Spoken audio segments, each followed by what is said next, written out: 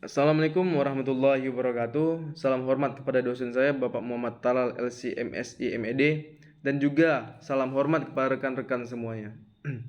Perkenalkan, saya Egiliana Budi Pratama sebagai mahasiswa program studi ilmu politik UIN Araniri Banda Aceh. Pada kesempatan yang berbahagia ini, izinkan saya menjelaskan beberapa hal penting mengenai mata kuliah politik identitas yang berjudul hubungan antara krisis identitas dan pluralisme selama kurang lebih 10 sampai dengan 15 menit ke depan. Langsung saja masuk ke pembahasan. Dilihat dari rentang waktu, ilmuwan sosial baru tertarik kepada isu politik identitas pada 1970-an. Nah, bermula di Amerika Serikat ketika menghadapi masalah minoritas, gender, feminisme, ras, etnisitas, dan kelompok-kelompok sosial lainnya yang merasa terpinggirkan, merasa teraniaya.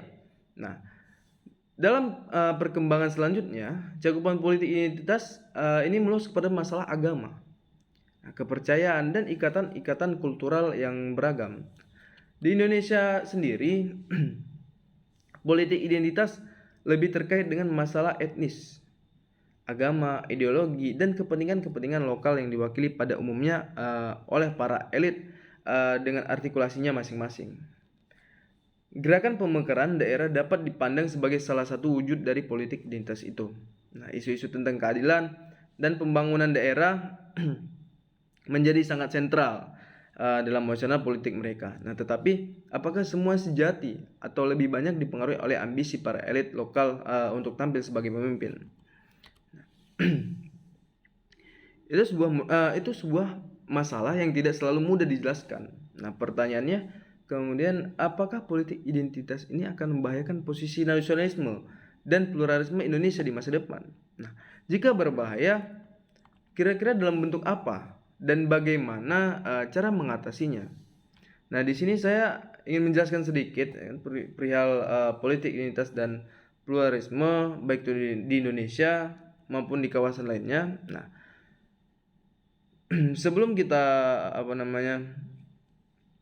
masuk ke sebuah pembicaraan yang memiliki kepada permasalahan yang muncul di negeri kita sebagai bahan perbandingan yang cukup relevan dengan situasi Indonesia, kita juga akan melihat berbagai tipe politik identitas di berbagai tempat dan di kalangan diaspora Muslim di Barat.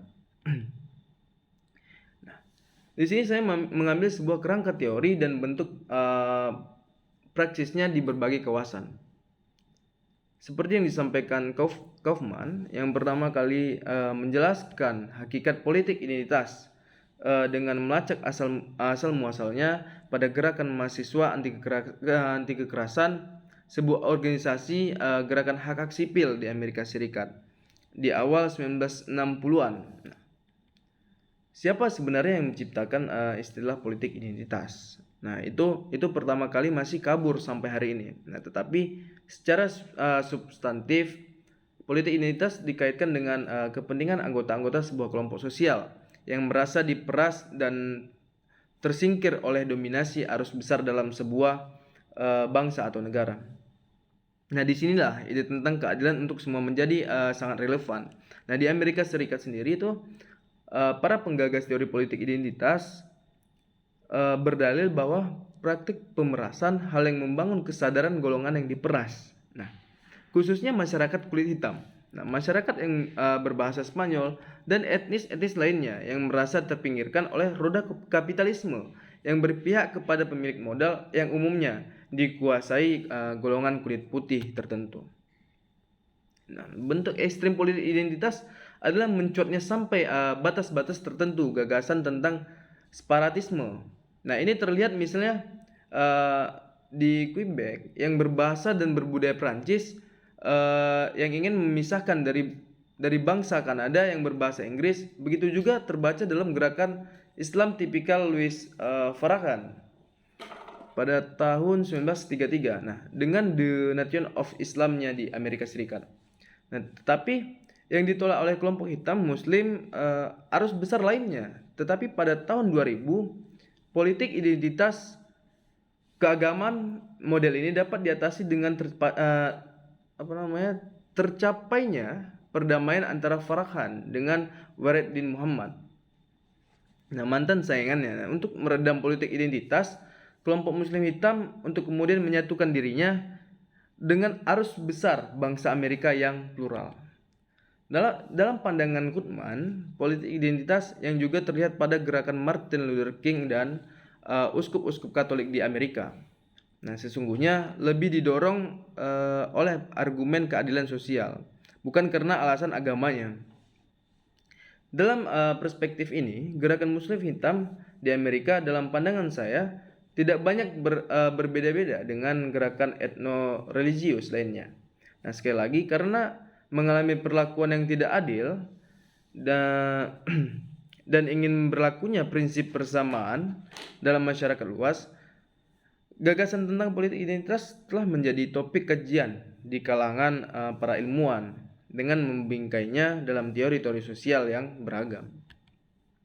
Sikap pro kontra di kalangan ilmuwan telah semakin merangsang orang yang mengenal lebih jauh apa hakikat politik identitas itu.